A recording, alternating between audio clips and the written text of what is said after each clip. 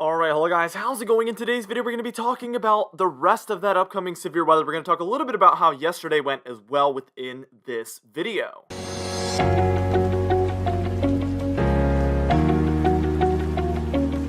Anyways, for today's comment of the day, I want to know, would you say that you've had a below average or above average amount of thunderstorms this past spring? Let me know in the comments down below, and I'll be picking one of those for tomorrow's video. Let's get straight into this video. First things first, unfortunately, we got to talk about the extreme amount of storm reports we had yesterday.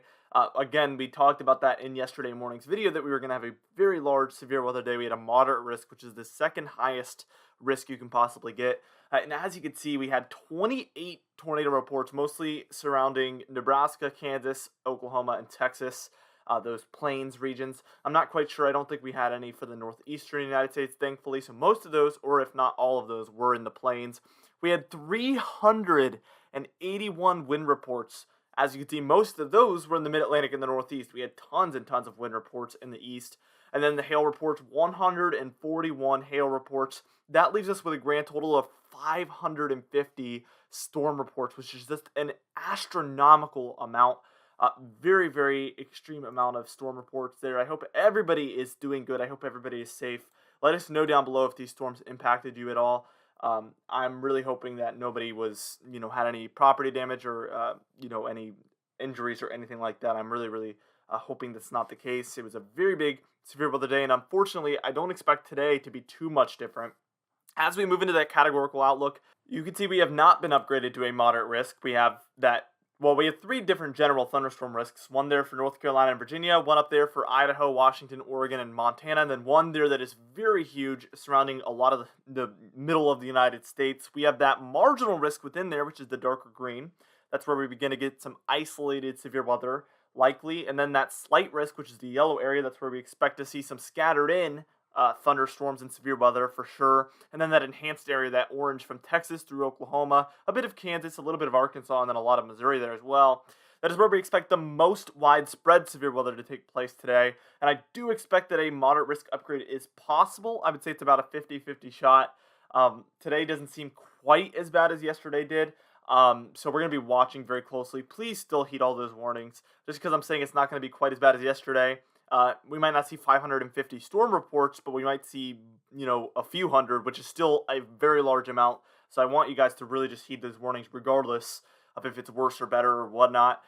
We have day one wind outlook here. As you can see, this is all within 25 miles of a given location, but within that green region, we have a 5% chance of damaging wind. Within the yellow region, we have a 15% chance. Within the red, we have a 30% chance. And then that hatched area, as you can see, for Texas and Oklahoma, that's where they expect extreme wind to be possible, so even further damaging wind than what is normally considered severe within that hatched area. Now, what we're going to do here is we're going to move on, and we're going to take a look at that hail outlook, and then the tornado outlook, and then we're going to just take a look at the modeled guidance.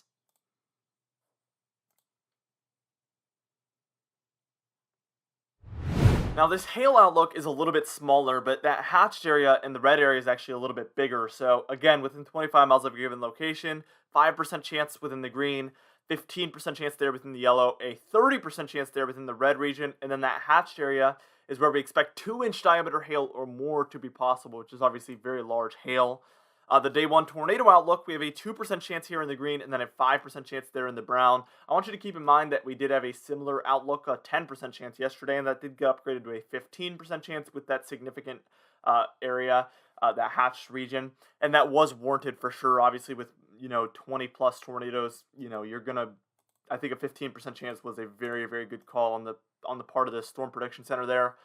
Here is the day one high temperatures here, and as you can see in the thumbnail, we had the Arctic air up there. You can clearly see we have 40s and 30s for the high temperatures throughout the day today for a lot of the upper plains of the Great Lakes. That is why I called for that. That's why I put that in the thumbnail, and clearly that is the case already throughout the day today. We have mid to upper 70s into even the 80s there for a lot of our severe weather regions down there in the plains.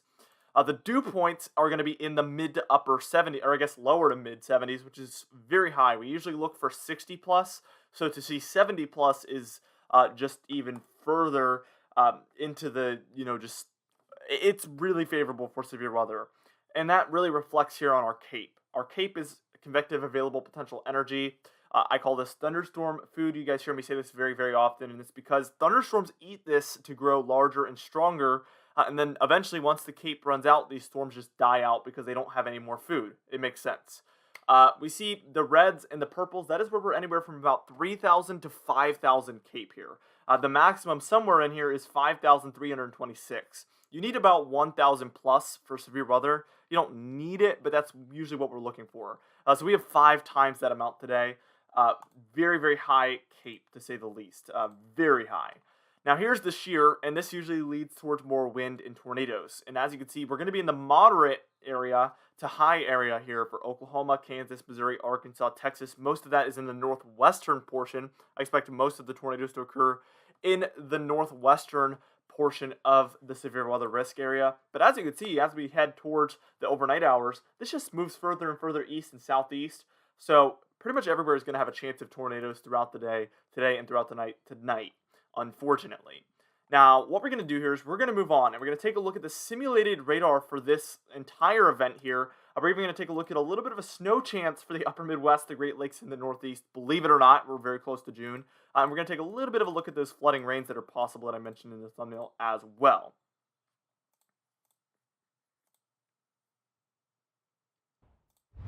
All right, now here we are taking a look, and this is going to be approximately the time I'm recording this video, very early this morning. As you can see, there is some thunderstorms and raininess going on for the upper plains there, but no real severe thunderstorms to speak of yet.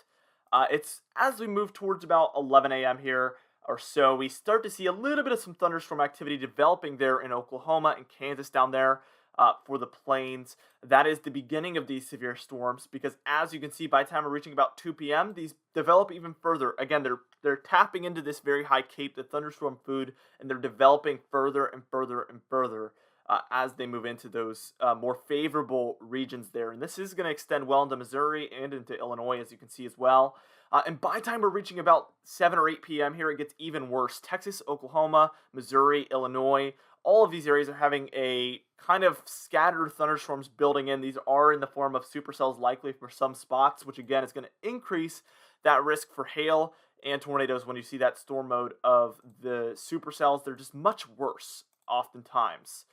Now, let's go ahead and move into tomorrow. This is after the severe weather threat is all said and done. We have that heavy rain going on in spots for the Great Lakes, the Ohio Valley, the Northeast, even some of the Mid-Atlantic there throughout the central regions of Virginia. But look at the snow.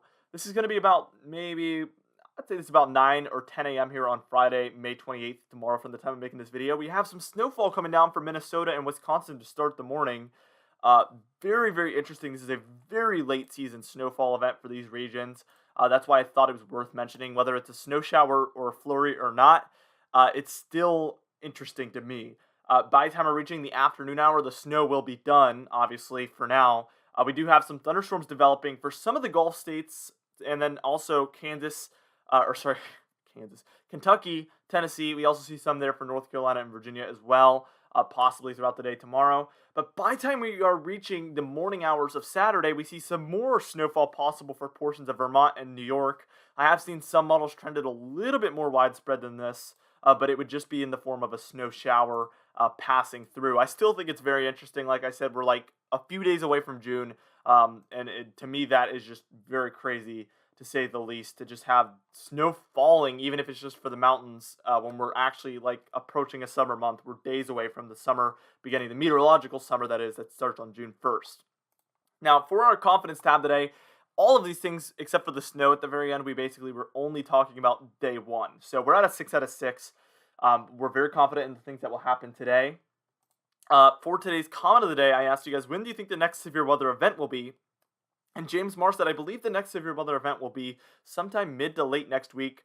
And that's really just a shot in the dark, honestly. I don't really see the next event in place, but I am guessing that by the time we see this cool down come through, which I'm going to make a video about in the coming days, by the way, and then we see another warm-up afterwards, which I will also make another video about eventually, I think that will kind of give way to an opportunity for some severe weather to take place, and that likely would be kind of next week, into late next week time frame. So I'm just saying that's a good comment of the day there because of those facts.